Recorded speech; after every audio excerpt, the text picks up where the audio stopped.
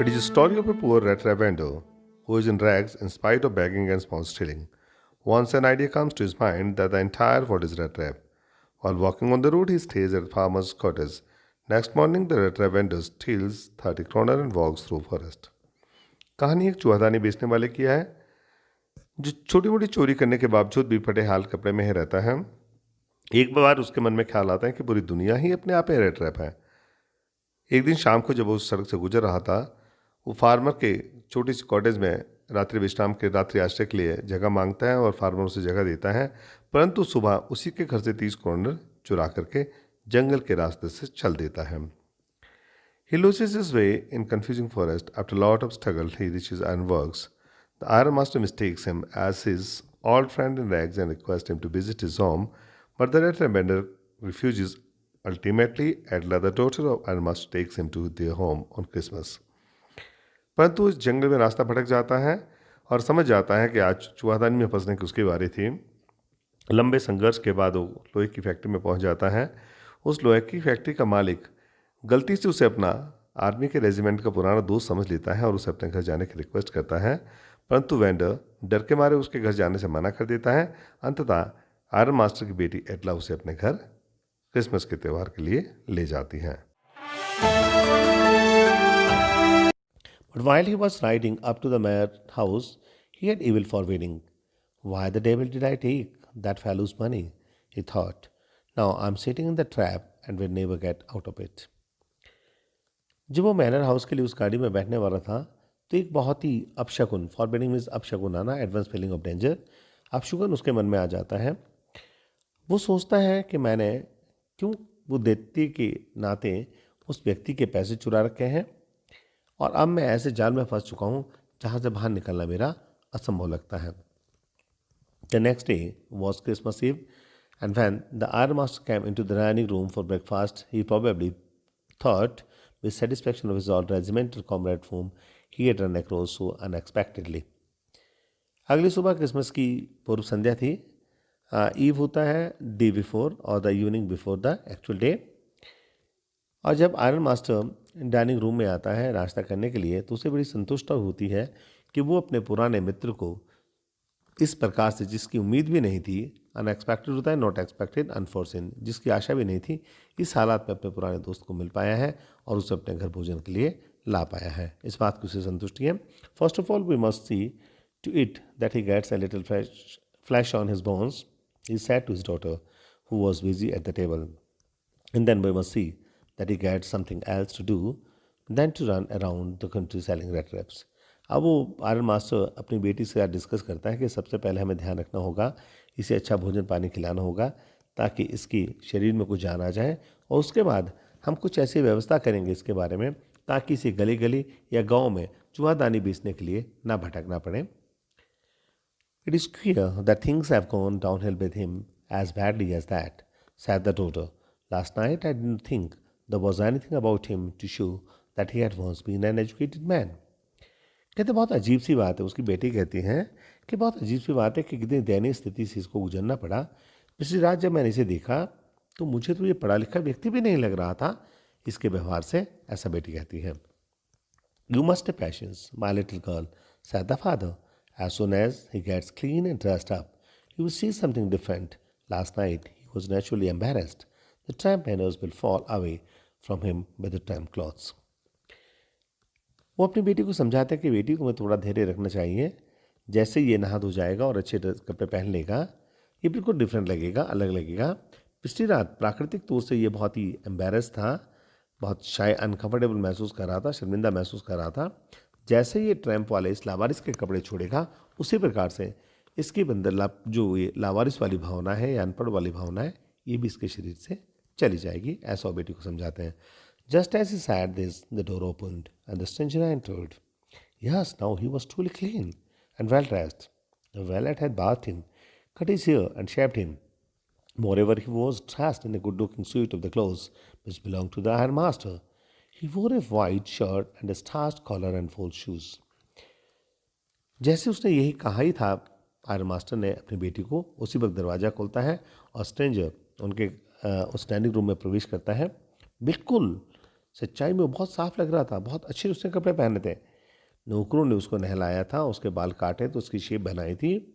और ये जो खास सबसे ज़्यादा जो गुड लुकिंग सूट, इस आयरन मास्टर ने अपना जो सूट उसे दिया था, इसमें वाइट शर्ट थी और बिल्कुल तीखे कॉलर थे और पूरे कंप्लीट जूते थे, इसमें तो बिल्कुल हट करके वो डिफरेंट लग रहा था। गुड लुकिंग सूट के साथ गुड लुकिंग लग रहा था स्ट्रेंजर भी। But although his guest was now so well groomed, the iron master didn't seem pleased.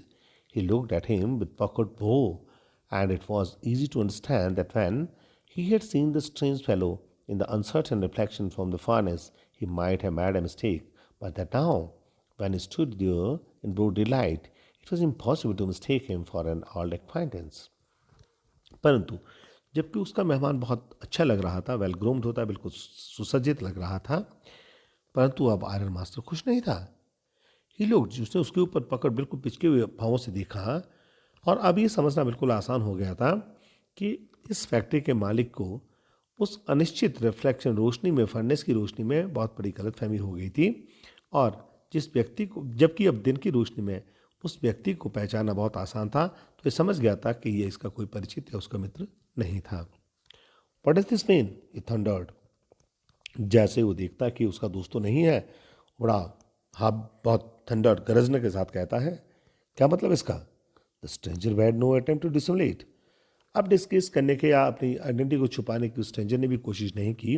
उसे पता था कि मेरी पहचान हो चुकी है। He saw at once that the splendor had come to an end. It's not my fault, sir, he said. वो समझ गया था उसकी शान शौकत का अंत हो चुका था, इसलिए वो कहता है कि सर मेरी तो कोई गलती नहीं है। I never pretended to be anything but a poor trader, and I pleaded and begged to be allowed to stay in the force. But no harm has been done. At first, I can put on my rags again and go away.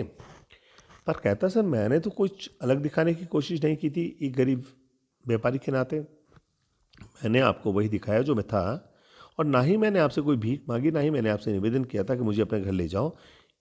मैं तो सिर्फ वहीं गया, मैंने सिर्फ यह प्रार्थना की थी मुझे अपनी भट्टी में या उस फैक्ट्री में ही मुझे ठहरने दो, उतना ही मैंने आपसे निवेदन किया था।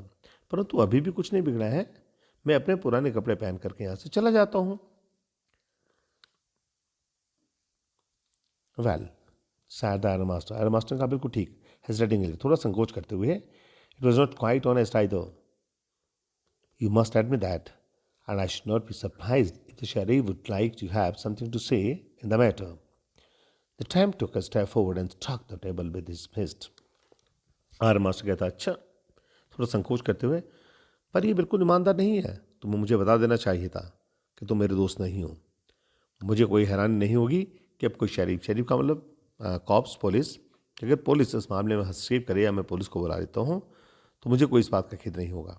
जैसे उसने पुलिस का नाम किया, स्ट्रेंजर आगे बढ़ा, एक स्टेप आगे बढ़ा और टेबल पे अपनी फिस्ट होता मुट्ठी टेबल पे मार करके कहने लगा, now I am going to tell you mister iron master how things are, he said. उसने कहा कि ये आयरन मास्टर, अब मैं तुम्हें बताता हूँ कि सारी चीज़ें कैसे होती है। This whole world is nothing but a big rat trap, all the good things that are offered to you are nothing but cheese, tins and breads of pork set out to drag a poor fellow into travel. कि पूरी दुनिया चूहादानी है और यहाँ पे जितनी अच्छी चीज़ें हैं वो सिर्फ तुम्हें पनीर के टुकड़ों की तरह से या मांस के टुकड़ों की तरह से तुम्हें फंसाने के लिए, एक गरीब व्यक्ति को समस्या में फंसाने के लिए, प्रलोभित करने के लिए दिखाई जाती है। और वही चीज़ें मेरे साथ तुम लोगों ने की है। And if the sheriff comes now and locks me up for this, then you mister iron master must remember that a day may come when you yourself may want to get a big piece of pork and then you will get caught in the trap. फिर कहता है कि आज मुझे अगर police मुझे ले जाती है, लॉकअप होता है, जेल में बंद करना, मुझे जेल में बंद कर देती है, तो आयरन मास्टर मत भूलना, याद रखना, एक दिन वो भी आएगा जब तुम भी किसी बड़े लालच के चक्कर में पकड़े जाओगे और तुम्हें भी पुलिस इसी तरह से ट्रैप करके, जाल में फंस करके ले जाएगी। The iron master began to laugh. That was not so badly said, my good fellow. Perhaps we would let the sheriff alone on Christmas Eve. But now get out of here as fast as you can. But just as the man was opening the door, the daughter said, I think he ought to stay with us today. I don't want him to go. And with that, she went and closed the door. Iron master मुस्कुराया और कहने लगा, ठीक है, बहुत बुरा तुमने नहीं कहा। आज शायद हम पुलिस को इस क्रिसमस के पवित्र त्यौहार पर पुलिस को नहीं बुलाते हैं, परंतु बेहतर होगा जितना जल्दी तुम हो सकता है तुम यहाँ से घर छोड़ करके चले जाओ। जैसे ही वो दरवाज़ा खोलने लगता है स्ट्रेंजर बाहर जाने के लिए, आयरन मास्टर की बेटी जाती है और कहती है कि नहीं, मुझे लगता है कि आज इसे यहीं रुकना चाहिए, और जा करके वो दरवाज़ा बंद कर देती है, उसे बाहर जाने नहीं देती। What in the world are you doing? Said the father. The daughter stood there, quite embarrassed, and hardly knew what to answer. That morning she had felt so happy when she thought how homelike the Christmas she was going to make things for the poor, hungry wretch. Father कहता है, किस लिए रोक रही हो उसे जाने से तुम? डॉटर बड़ी हताश सी, एम्बेरस सी, शर्मिंदा महसूस होते हुए खड़ी रहती है। उसे समझ नहीं आ रहा था कि क्या जवाब दिया जाए। वो सोच रही थी, सिर्फ मन में ख्याल था कि आज सुबह कितनी खुश थी वो कि उसके घर में कोई क्रिसमस के दिन मेहमान आया है और इस पवित्र त्यौहार के लिए एक भूखे व्यक्ति को खाना खिलाने के लिए वो खाना बना रही थी। इस बात को उसे अत्यंत हर्ष था। She could not get away from the idea all at once, and that was why she had interceded for the vagabond. I'm thinking of this stranger here, said the young girl. He walks and walks the whole year long, and there is probably not a single place in the whole country where he is welcome and can feel at home. वो इस विचार से बाहर नहीं निकाल पा रही थी। उसे कितनी खुशी थी सुबह जब इसके लिए भोजन बना रही थी, और यही कारण था कि वो इंटरसेट करती है। इंटरसेट का मतलब होता है नेगोशिएट करना, इन दोनों के बीच में मध्य में आ जाती है और उसे बाहर जाने से रोकती है। साथ ही कहती हैं कि मैं सोचती हूँ इस स्ट्रेंजर के बारे में कि हमेशा सारे साल भर चलता रहता है, चलता रहता है, चलता रहता है, और शायद कोई जगह नहीं है इसके पास ठहरने के लिए। पूरे देश में कोई भी ऐसी जगह नहीं है जहाँ पे ये घर की तरह महसूस कर सके या इसका कोई स्वागत करता हो। Wherever he turns, he shies away. Always he is afraid of being arrested and cross-examined. I should like to have him enjoy a day of feast with us here, just one in the whole year. The iron master mumbled something in his beard. He could not bring himself to oppose her. लड़की साथी कहती हैं कि where ever he turn, जहाँ भी जाता है, chase away होता है, खदेड़ देना, भगा देना। लोग इसे भगा देते हैं। हमेशा ये डरा हुआ सहमा रहता है कि पकड़ा ना जाए या इससे सवाल ना पूछे जाएं। मुझे लगता है कि कम से कम साल में एक दिन तो ये सुख शांति से काट सकें, और वो दिन आज अगर हमारे पास काटता है, केवल एक दिन पूरे साल में। आयरन मास्टर जो मालिक था वो दाढ़ी को थोड़ा टटोलता है और उसकी हिम्मत नहीं है अपनी बेटी का विरोध करने की। It was all a mistake, of course, she continued. But anyway, I don't think he ought to chase away a human being whom we have asked to come here and to whom we have promised Christmas cheer. You do preach worse than a parson, said the master. बेटी फिर कहती है कि बिल्कुल ये गलतफहमी से सब कुछ हुआ है, परंतु मुझे नहीं लगता कि जिस व्यक्ति को हम लोग बड़े सम्मान के साथ ये ऑफ़र दे करके लाए हैं कि तुम्हें क्रिसमस का भोजन खिलाएंगे, क्रिसमस के दिन खुश रखेंगे, उसे इस तरीके से भगा दे, मुझे अच्छा नहीं लगता है। और फिर आयरन मास्टर भी कहता है कि तुम एक पादरी की तरह से, एक सम्मानित व्यक्ति की तरह से भाषण देने लगी हो। I only hope you won't have to regret this. The young girl took the stranger by the hand and led him to the table. Now sit down and eat, she said, for she could see that her father had given in. अब father कहता है कि मुझे सिर्फ मैं यही दुआ कर सकता हूँ कि काश तुम्हें इसके बारे में पछताना न पड़े, कि तुम्हें अपनी इस गलती के लिए प्रायश्चित न करना पड़े। परंतु वो यंग लड़की उस स्ट्रेंजर को हाथ से पकड़ती है, खाने की टेबल तक ले जाती है और उसे कहती है कि बैठ जाओ और खाना खाओ। एंड अब वो जान चुकी थी कि उसके फादर ने भी शायद उसका विरोध करने का ख्याल मन से छोड़ दिया था। That's all for today. Here are some important questions. When did the iron master realize his mistake? Number 2.